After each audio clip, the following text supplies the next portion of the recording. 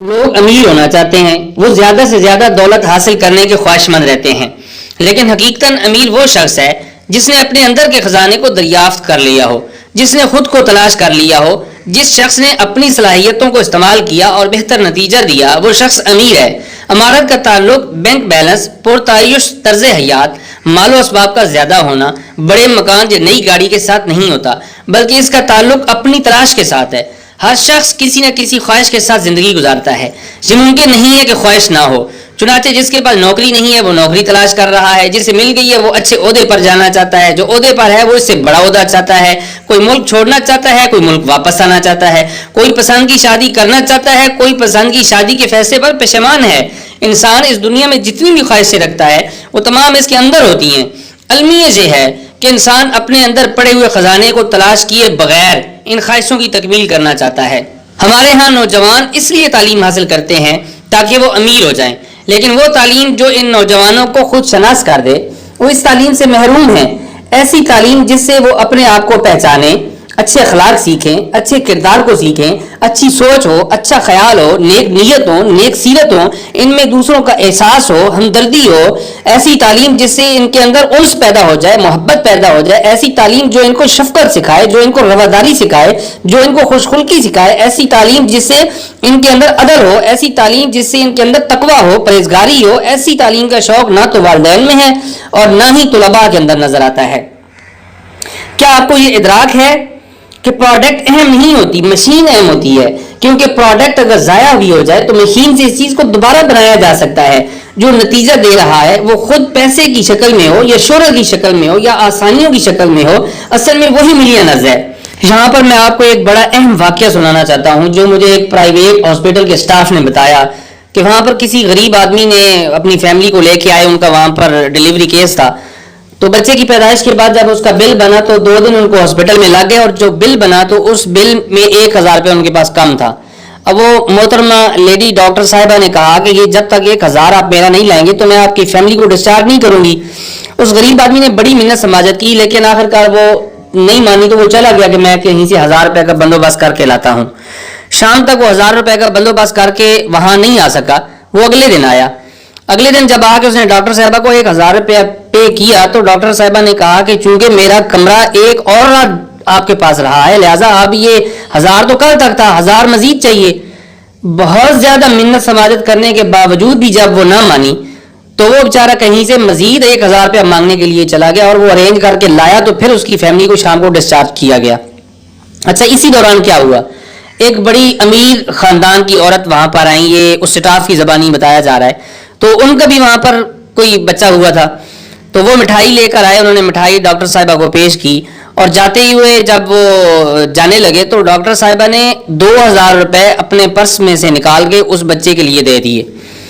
اب میرا یہاں پر سوال یہ ہے کہ وہ ایک غریب آدمی جس کو 1000 روپے کی خاطر اس کی فیملی کو چھوڑا نہیں جا رہا تھا، اور یہ جو آلریڈی لاکھوں میں کروڑوں میں ہیں، ان کو 2000 اپنے پرس سے نکال کے دیا جا رہا ہے۔ یہ ہمارے معاشرے کی ایک ایسی گھٹیا ترین حرکت ہے کہ جس کو بیان کرتے ہوئے ہم شرماتے ہیں۔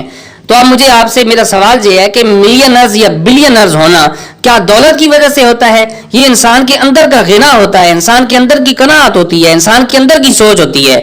تو جب انسان اتنی گھٹیا حرکت پر اتر آتا ہے تو آپ اس کو یہ ساری دنیا مل جائے اور تو وہ اس طرح کی ایک اور دنیا کی طلب کرنے لگ جائے گا، وہ اس طرح کی ایک اور دنیا کی خواہش کرنے لگ جائے گا۔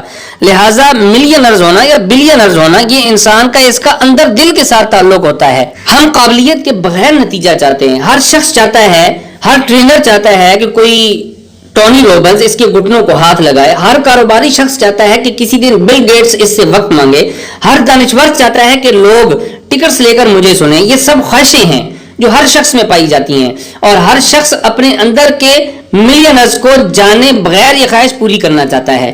وہ جو کہا جاتا ہے کہ دل دریا سمندروں ڈونگے، یہ اصلی دولت ہے۔ اپنے اندر جھانتی مارنے والا امیر ہے، اپنے من میں ڈوب کر پا جا سراغ زندگی، جو ایسا کرتا ہے وہ اصل میں وہ ملینر ہے، اس کو دنیا کا سب کچھ مل جاتا ہے۔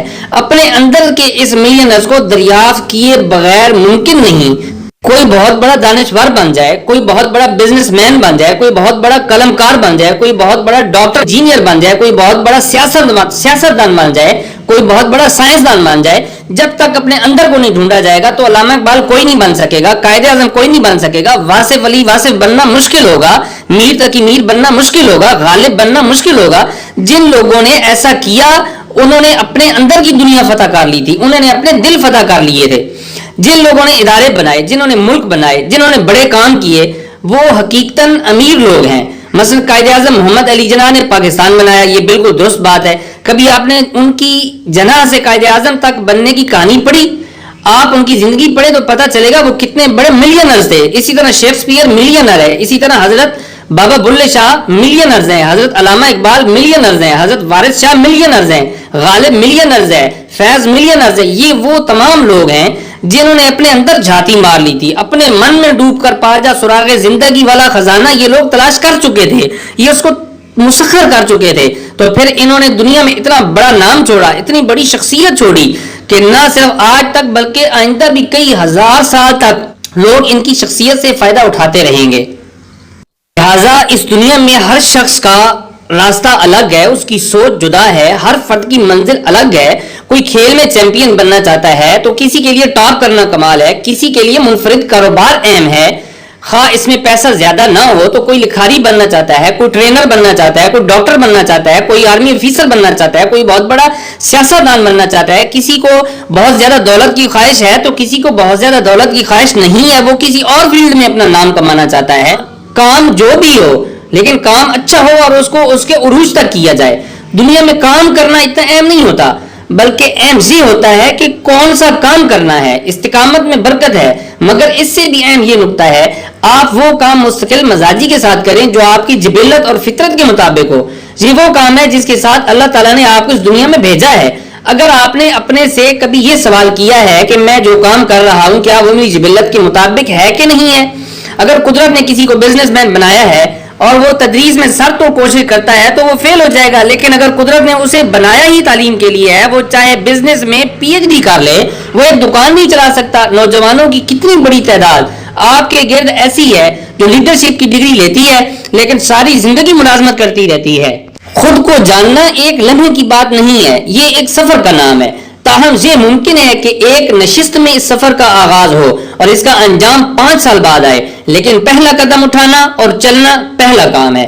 یہ اہم نہیں ہے کہ مجھے کہیں جانا ہے, بلکہ اہم تو یہ مجھے جانا کہاں ہے. یہ اہم نہیں ہے کہ میں نے منزل پر پہنچنا ہے, بلکہ یہ اہم ہے کہ میری منزل کیا ہے. جب آپ منزل طے کر لیں تو پھر بھرپور شوق سے کام شروع کر دیں. دائیں بائیں نہ دیکھیں, معاشرے کو نہ دیکھیں, دوستوں کو نہ دیکھیں, کسی کی کچھ نہ سنیں, کسی کی بات پر کان نہ دھریں. محنت سے, شوق سے اور ذوق سے چلتے جائیں. آپ کے قدم ڈگمگانے نہیں چاہیے. بلند رکھنا نگاہ اپنی, خیال اپنا, مزاج اپنا. نہ ڈگمگائیں قدم تیرے, تو رکھ ایسا وقار اپنا.